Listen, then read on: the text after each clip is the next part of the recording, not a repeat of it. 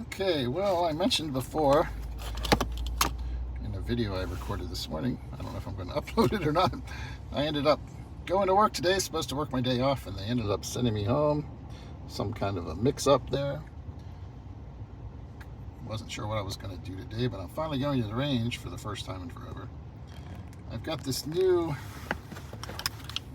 Fusion Gunworks thumb safety on here. It's not nearly as extended as the Wilson Combat bulletproof one I had on there before. Dropped right in, fits pretty snug and everything, so we're going to try it out today, see if I can still hit anything. Nice thing I like about this is if you want to shoot with your thumbs locked down, you just swipe down and lock down, which is how I always shoot if I'm shooting with just one hand.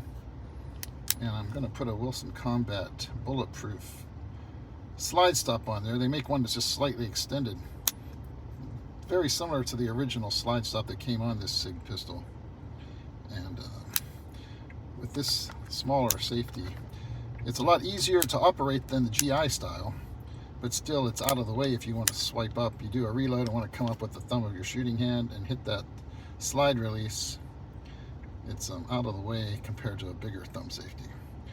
So, see if I can still hit anything. I don't know if I've even been shooting yet this year. Okay, so I'm back home from the range. It was nice to see that after having not been shooting at all for who knows how long, certainly not this year because I had to get a new range card, even though I'm a member there, since I haven't been there since the start of the year. It's nice to know I can still hit what I'm shooting at. Only problem I had was I noticed that just hitting a little tiny bit to the left of center where I was aiming, and the elevation and everything was perfect, but so I thought maybe the rear sight needed drifted a little. Turned out what the problem was this front sight had drifted over a little, if I can get it to focus, and that was the issue. This sight is an Ed Brown Trijicon HD, and it doesn't quite line up perfectly. The gunsmith that changed out the sights for me said it didn't quite, that pin doesn't quite line up with the hole in the slide from the original sight. You can see down through there though. You could probably force one in there, but he said that he had it dovetailed in there tight enough it shouldn't move, but that wasn't quite true. After I came home, took it apart and cleaned it up some, I got it centered again, and I took some little screwdriver attachments I have that are kind of like from a drill bit accessory kit, and kind of put it up against the edge of the sight, against the the dovetail on the front and the back, and kind of hammered on it a little bit to try and tighten that up, kind of pin it in there a little bit. Hopefully that'll solve the problem. You can't really move it right now. I don't want to yank on it, of course, but next time I go shooting I'll find out. But I think I've got that dovetail tightened up a little bit now. Knock those edges down in tight against the base of the sight where it's not going to move around. But man, nice gun. I was surprised. Some of the ammo I had, it was in a different package. I forgot that I had switched it out. Took some ammo out of my other magazines, and for my P220 had some Barnes TAC XP or whatever, and I loaded that stuff into those mags, and I took out, I had some 185 grain Underwood, which I realized when I got to the range and I took it out of the box and looked at the bullet, I realized what it was. But man, that stuff was hot. Then I shot a 50 round box of the range ammo, the S&B 230 grain ball. Man, that stuff was smoky. I was in a cloud of smoke when I shot that stuff. But the gun ran perfect, as it always has. I've never had an issue with this gun. Anyways, I'll turn this camera around and give some thoughts about some other things, kind of in line with what I was talking about with this thumb safety, the slide release, and so forth. This gun, awesome gun. Definitely the nicest 1911 I've ever had. Perfectly reliable, It's Series 80, so it's drop safe, you know, has the firing pin block, and very reliable. I just wanted to talk a little bit about, I guess you would call it like a philosophy of use with the 1911. It applies to all guns to a certain extent, but especially something like a 1911 where you've got such a wide variety of ways to customize the pistol. Different kind of parts, different thumb safeties, grip safeties, slide releases, slide stops, whatever. There are certain things that have kind of become the kind of like the holy text in the 1911 industry or the 1911 training community. One of those, as I mentioned before in the one other little clip I did outside the shooting range, you know, I read another article about this a while back where the guy was talking about how you're using a pistol with a thumb safety, that your thumb should live on top of the safety. Anytime that you don't have, you know, temporarily, whenever you may want to disengage the safety or flip it back on, then your thumb can move underneath the safety, flip it up, and then you want your thumb right back up on top of the safety again, ready to disengage it. The idea, I guess, being there that you don't want to, my little cat's decided to join me, help me with my video. The idea being that you don't want to have to do anything extra, like maybe move your thumb up on top of the safety, you know. For me personally, for sure I would say even if you do have a nice big thumb safety and you typically want to keep your thumb on top of the safety, from a actual safety point of view, I don't think that having it on top of the safety all the time is a really smart idea. If you've got that gun out and you're running for cover or something, you might want to flip that safety on and keep your thumb underneath it to keep it pressed up into the safe position so you don't have to worry about accidentally lighting off a round. Certainly when you're reholstering, you don't want your thumb on top of the safety. You should have your thumb underneath that safety. That's one of the nice things about a 1911. Between the grip safety and the thumb safety, it makes it a lot, you know, pretty safe to carry. Obviously, when you are putting it back in the holster, though, you still have a firing grip on it, so the grip safety isn't doing anything for you. But certainly have that thumb safety pushed up and keep your thumb underneath it. That would seem to be the smart way to do things, you know? And even just from a comfort point of view, holding the pistol with your thumb up, you know, above it and trying to keep it, you know, you're trying to kind of keep it up off of the thumb safety without putting any pressure on it to push the safety down, because as soon as you put any kind of pressure down on it, you're going to disengage the safety. So for me, I think there are plenty of times where you might want your thumb underneath the safety. And then whenever you actually go to disengage it, it's no problem at all to swipe your thumb up around there and press it down. The other big thing, of course, is when you're actually firing the gun. It's just kind of become the only acceptable way of doing things in a lot of circles, to have that thumb on top of the thumb safety, pressing down on it. There are people, of course, who will tell you you want a thumbs forward grip, kind of the same grip that they preach for every other gun, and you would have your thumb safety, you know, your thumb on top of the safety, and your left-hand thumb kind of riding straight forward along the side of the frame, and what's typically become known as the modern, you know, shooting grip. There are other people, like I've read some stuff by Sheriff Jim Wilson, and used to see some things on his Facebook page and so forth, where you've got some people who they'll press down on the thumb safety, keep their right thumb on top of the safety, and then they have their left thumb pressing down on top of that. On the other hand, there's also another point of view. You got guys like Nasad Ayub, who for many years always preached just having your thumbs locked down. And I have to say, for me, on a 1911, while it's one of those guns that I do feel it's somewhat natural, especially if you have a big thumb safety on there, to use a thumbs forward grip, I've always found that, especially with, like, say, a lightweight aluminum frame gun shooting heavy ammo, that with my thumbs locked down, I get better control, keep the pistol under better control, you know? And some people, of course, will say, well, it's not about keeping it under control.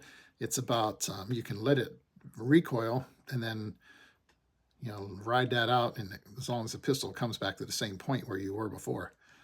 But we're talking about a combat application, you know, not target shooting.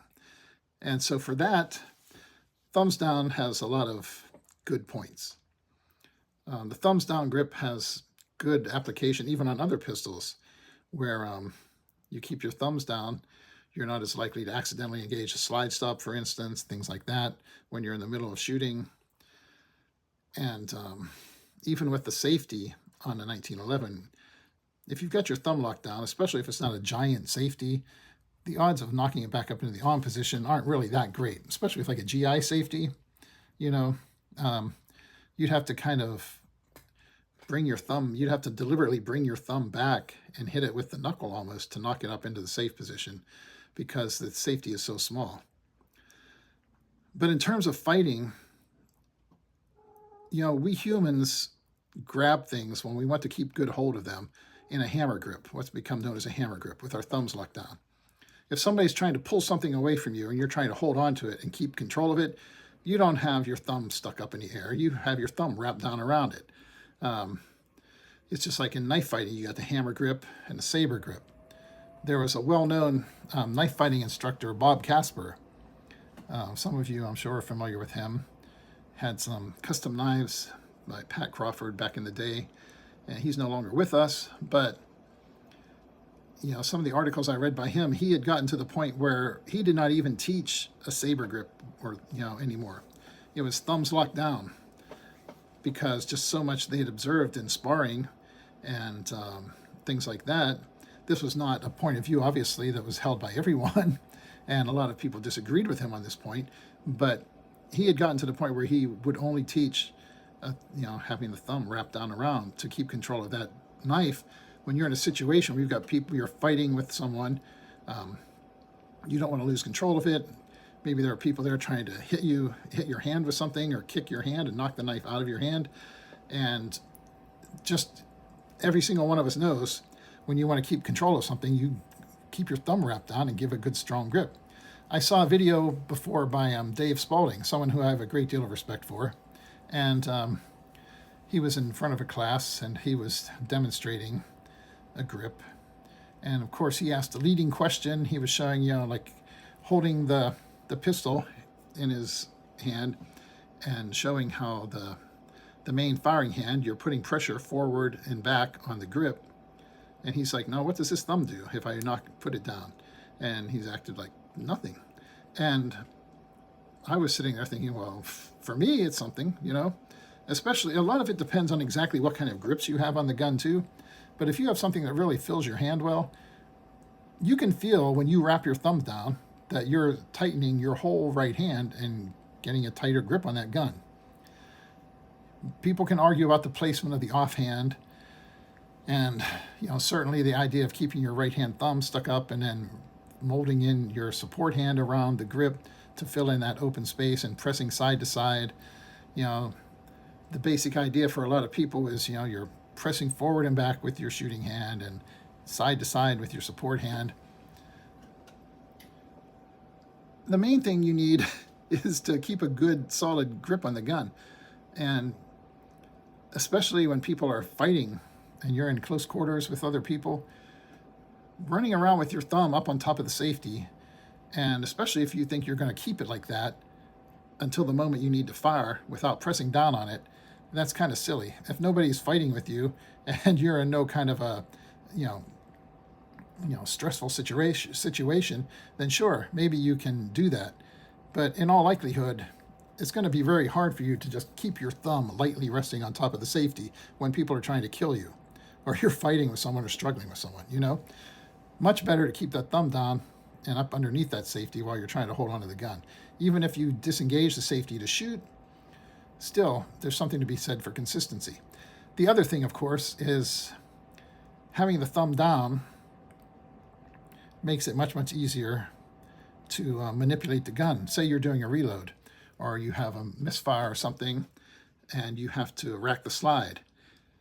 Whether you're coming in as a slingshot thing or coming in over the top, if your thumb is up on top of the safety, your thumb's going to be in the way. You're going to have to move your thumb anyway just to manipulate the slide. Unless you do like a lot of people these days, of course, and you want to try and work it from the front, which is the currently fashionable way in a lot of circles. But being able to get a good grip on that slide and manipulate it, you're better off with your thumb down out of the way, you know? And as I said before, you don't have to worry about your thumb accidentally messing with the controls if you've got the thumb locked down, you know? That's the difference, though, between fighting and range stuff or whatever, where nobody's trying to kill you. There's obviously a lot of great shooters who do it a certain way. But as I mentioned with my SIG, I'm going to put one of those slightly extended bulletproof Wilson Combat safeties on there. It's very similar to the one that came on it from SIG. But any kind of a safety like that, or a slide release, I should say, like that, if I'm using a high thumbs grip with my thumb over top of the thumb safety, I can't use an extended slide stop because the end of my thumb is going to be resting on it and then the slide's not going to lock back, you know?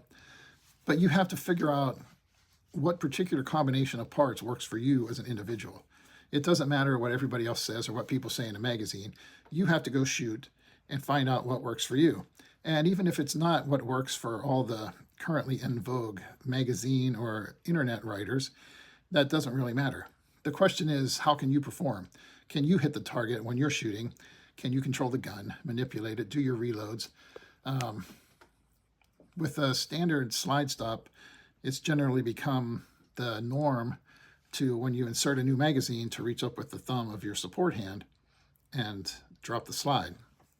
Unless, of course, you're coming over top. With a slightly extended safety, if you have a slightly extended slide stop, if you have a smaller safety that doesn't get in your way, you can easily reach up, snag the tip of that with your shooting hand and reload like that. Especially if you're trying to shoot with one hand or reload with one hand, that's a very good thing. Once you actually start shooting, you're in a fight, you need to reload, especially if you're in a situation where you have to try and do it with one hand. Having that thumb safety out of your way is a really good thing. Another like 1911 related thing, speaking of techniques, I remember when James Yeager and one of his buddies, they decided they were going to do some 1911 stuff. One of them they had a Remington they bought, put a couple of different parts on it, I think like a Wilson Combat drop-in grip safety, and one of them had a Cabot, and they went to this, I think it was a Larry Vickers class, maybe, 1911 class.